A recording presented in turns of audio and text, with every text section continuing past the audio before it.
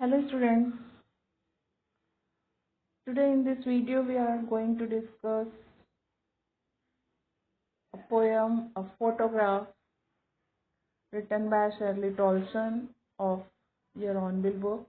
Okay, and here are some word meanings. You note down it and learn it also. And let's we start the solve the question answer of this poem.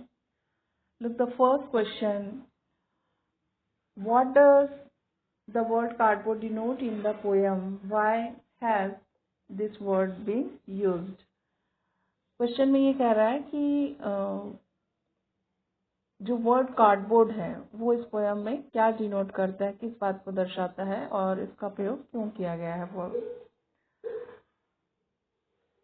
The word cardboard used in the poem carries a photograph mounted over it, and it has been used to signify as the seat stiff and standing like the permanent photo record for memory forever. इसमें एक जो cardboard word है वो photo को चिपकाने के लिए जो गत्ता यूज किया जाता है, दैट मीन्स वो जो है वो लिया गया है जो कि कठोर होता है और ये सिग्निफाई करता है स्टिफ एंड स्टैंडिंग। जो फ्यूचर में अगर हम कभी इसको एज ए मेमोरी हम इसको रखना चाहें तो उसके लिए वो उसको फिक्स कर देता है। Standing like a permanent photo and record for memory forever. Okay, so now the second question, what has the camera captured? कैमरे ने क्या खींचा था, उसमें क्या शो हो रहा था वो हमको शो करना है in this answer. The camera has captured the three girls of the poet's mother and her two cousin Betty and Dolly in this swimming dress, in their swimming dress with the poet's mother in the middle and the two cousins on either side holding their hands in sea water. sea water में वो सी बीच पर गए हुए हैं और तीन girls जो है वो वहाँ पर हैं आसपास के दृश्यों को और लड़कियों के जो वो कर रही थी वो कैमरे में दिखा रहा है।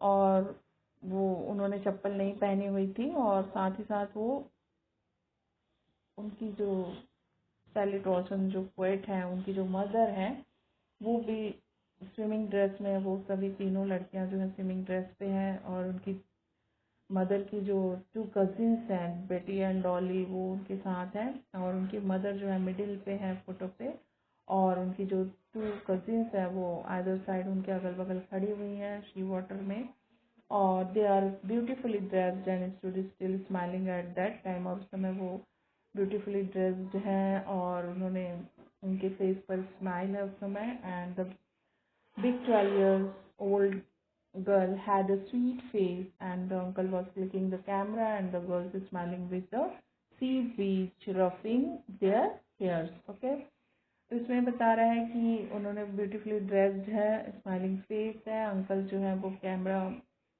क्लिक कर रहे हैं और जो सबसे बड़ी उनकी जो मदर है पोएट की वो 12 इयर्स अराउंड है और उनके फेस पे स्माइलिंग है और साथ ही साथ वो with the sea breeze roughing their hands. और ऐसा लग रहा है कि उन्होंने जो हवा के झोंके हैं उनके बाल जो बिखरे हुए हैं उसको उन्होंने कैमरे में कैद कर लिया है। Okay, now the next question third, what has not change over the years, does this suggest something to you?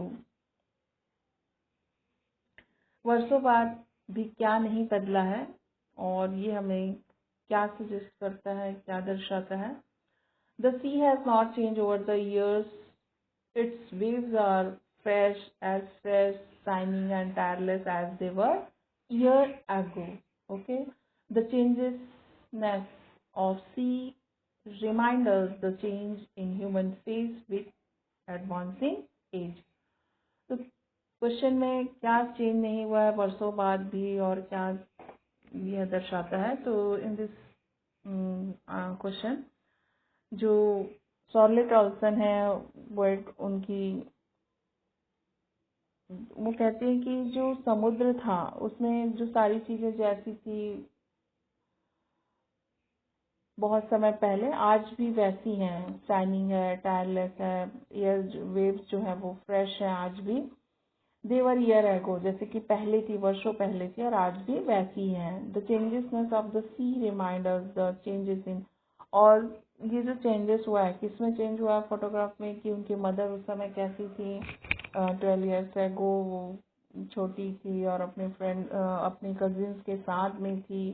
But now days आज उनकी मदर जो है वो उनकी एजिंग बढ़ गई है, एडवांस एज पे हैं, और इस कारण जो ह्यूमन फेस है, हम ये जानते हैं कि जैसे जैसे हम जब छोटे थे तो हमारी जो क्यूटनेस थी, बट आफ्टर सम ईयर जब हम बड़े होते जाते हैं तो because of the life tensions हमारे जो चेहरे में जो है वो चेंजेस होने लगते हैं।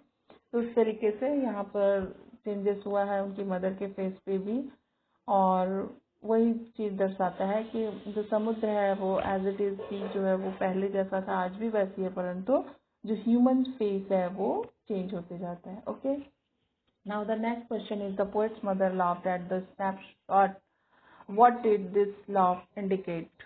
जो पोएट्स की जो मदर है वो फोटो के समय जो है वो हंस रही थी, और ये हंसी जो है वो क्या दर्शाती है, what did this laugh indicate? The laugh, answer is, the laugh indicated her joy of remembering an incident connected with her past life when she was quite young and free from the tension and worries of life. तो इसमें क्या दर्शाता है कि हंसी, कि जब अब आफ्टर 20-30 ईयर्स जो कवित्री की माँ है वो उनका फेस काफ़ी बदल चुका है, और जब वो उस तस्वीर को देखा करती थी, पोएट जो है वो याद कर रही कि जब उनकी मामा जो है वो जीवित थी और उन अपनी तस्वीर को वो देखती थी तो बहुत ही खुश हुआ करती थी, अपनी यादों में, उसकी यादों में वो खो जाया करती थी। पास्ट लाइफ को याद करते हुए जब वो 12 वर्ष की थी, जो फोटोग्राफ में था कि समुद्र के किनारे वो अपने कजिन्स के साथ थी, उन्होंने चप्पल जो है स्लीपर्स नहीं पहने हुए थे, और वो जो मोमेंट है वो उनको इंसिडेंटली जब याद आता है तो बहुत ज़्यादा खुश होने लगती थी, हंसने लगती थी। और यही चीज़ दर्शाता है कि जो फोटोग्राफ्स, ऑब्वियसली हम भी जब अपनी पुरानी फोटोग्राफ्स देखते हैं तो कोई अच्छी चीज़ें जो पल हैं वो हमें तुरंत याद आ जाते हैं और हम हंसने लगते हैं अपने पास्ट लाइफ को याद करके। तो वैसे ही उनकी जो मदर थी वो भी किया करती थी, और उस समय जब वो यंग थी वो free from tension and worries of life, वो जीवन के जो टेंशन्स थे, जो वरीज, जो चिंताएं थी, वो उनसे उस समय बहुत दूर थी। Okay, now the next question is, what does these circumstances refer to? This circumstances refers to death of poet's mother and the period of that. You just add this in this question,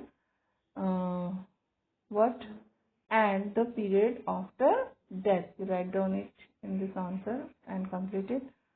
So what it shows, the circumstances, ये जो word है वो circumstances, अवस्था जो है वो किसके लिए वर्ड जो है वो प्रयुक्त हुआ है, ये वाला। तो the answer is this circumstances refers to death of poet's mother and the period of after that.